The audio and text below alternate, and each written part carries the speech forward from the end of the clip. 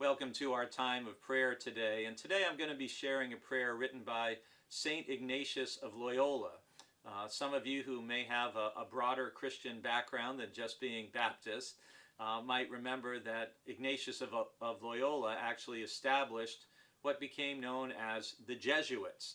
And he lived in the late 15th into the early mid-16th century in Spain. And his book, The Spiritual Exercises of Ignatius of Loyola, has become a Christian devotional classic. And so today I want to share a brief prayer of his from The Spiritual Exercises. So pray together with me.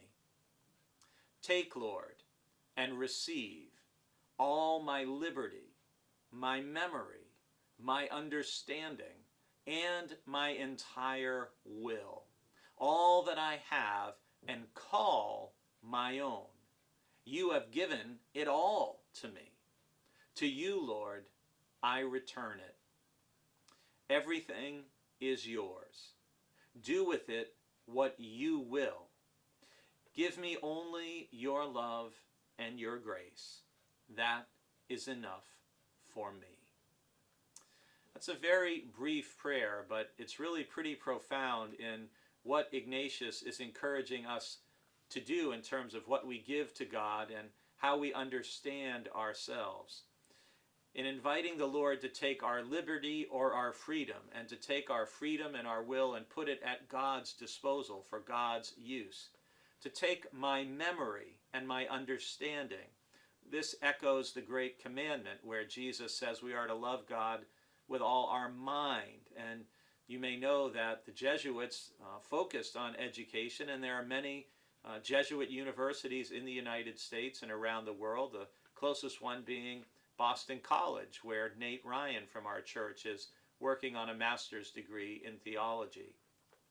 So again, it's take my liberty, my freedom, my memory and understanding, which speaks to our mind, and take my entire will, Loyola says, and everything that I call my own, I'm basically laying on the altar of God and putting it for God's purposes.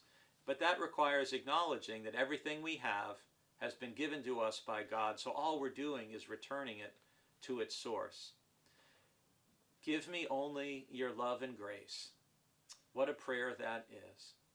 And I pray that you would be open to receiving God's love and grace today, and that you would be an instrument of sharing God's love and grace with others, whether that's online, over the phone, or if you do see people in person. That was enough for Loyola. It will be enough for us as well.